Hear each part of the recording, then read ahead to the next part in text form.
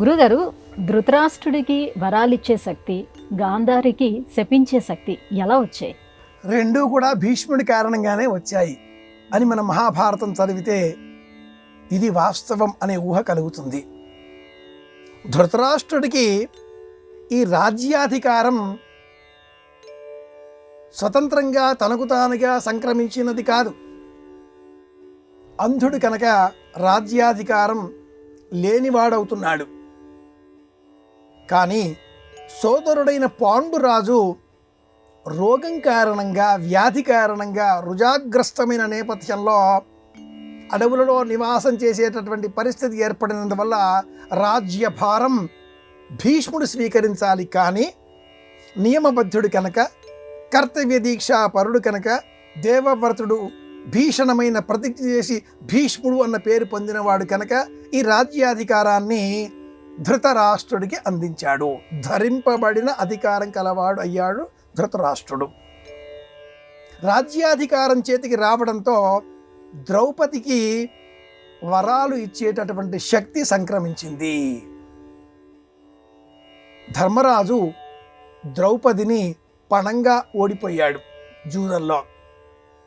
ధర్మ విజేతన, అధర్మ విజేతన అనేటటువంటి సందర్భం ఏర్పడినప్పుడు కలలో పొందిన ధనాన్ని పణంగా పెట్టాడు ధర్మరాజు అంటూ విదురుడు వివరించాడు.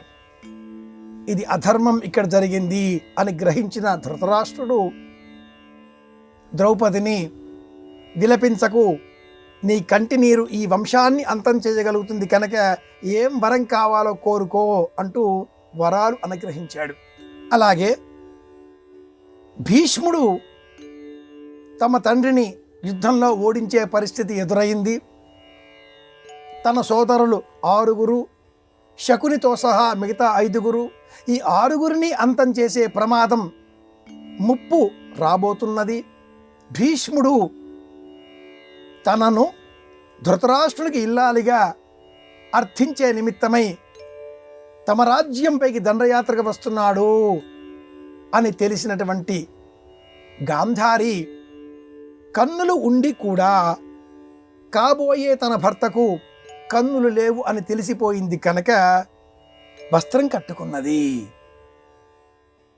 భీష్ముడు కూడా కౌరవ రాజ్యాన్ని రక్షించే నిమిత్తమై యోగ్యత గల యువతులలో ఎవరికి అధిక సంతానం ఉంది అంటూ జ్యోతిష శాస్త్రజ్ఞులను సంప్రదించి ఈ గాంధారి జాతకంలో 100 మంది కుమారులు కలిగే యోగ్యత ఉంది అని పూర్వమే తెలుసుకొని అటువంటి కోడలు ఈ రాజ్యానికి కావాలి అంటూ యుద్ధానికి వెళ్ళాడు. కన్నులు ఉండి కూడా కాబోయే భర్త కన్నులు లేవు అని తెలిసిన గాంధారి కన్నులకు వస్త్రం కట్టేసుకుంది. అది పతివ్రత లక్షణం. దంపతులలో ఒకరికి కన్నులు లేకపోతే మరి ఒకరు కన్నులు ఉన్నవారు కన్నులు లేని వీరిని వివాహం చేసుకుని సేవించి వారికి సహాయకులుగా ఉండవచ్చు కదా అనుకుంటే అది కౌరవ సామ్రాజ్యం. 100,000 మంది సేవకులు ఉంటారు. భర్తకు కన్నులు సహజంగా లేవు, కానీ తనకు ఉన్నవి, కాబోయే భర్తకు లేవు అని తెలిసిన మరుక్షణమే కన్నులకు గంతలు కట్టుకున్న గాంధారి పాతివ్రత్య శక్తి కారణంగా ధర్మరాజాదులతో సహా అందరినీ శపించేటటువంటి శక్తి కలిగింది.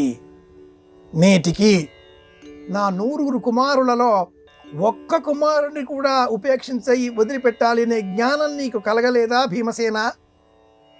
నా 100 మంది కుమారులలో అందరినీ అంతం చేసిన ధర్మరాజా, నీవు కారకుడివి కావా?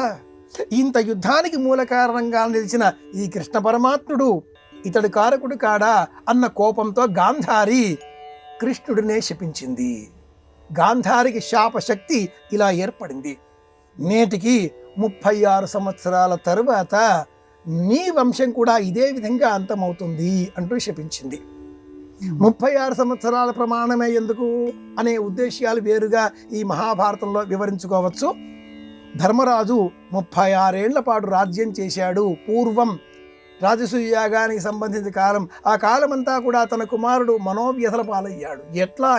ఎట్లా తనతో పాటుగా సాటి చక్రవర్తిగా ధర్మరాజు చక్రవర్తి అన్న పేరు పొందాడే అంటూ దుర్యోధనుడికి బాధ, దుఃఖం. తన కుమారుని దుఃఖపెట్టిన ఈ ధర్మరాజు 36 ఏళ్ల పాటు రాజ్యం చేశాడే, కారణం ఈ కృష్ణుడు కదా.